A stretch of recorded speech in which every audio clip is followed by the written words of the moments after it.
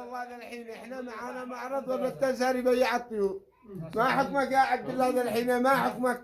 احنا بعدين المعرض جاهزين له يعني في طيور جاهزة للمعرض. ما هو المعرض بالاخير كان معك يعني ابو شاب يعني المخزن موجود مليان يا ابو شاب. البقيه مثلا كل الناس تشوف كل العلاقه يدخلوا.